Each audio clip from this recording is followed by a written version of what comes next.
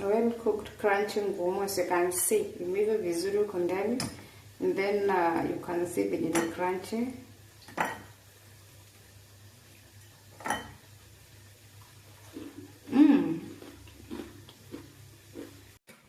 So today I'm craving for ngumu. This is how to make them. Natengeneza tu kidogo for today.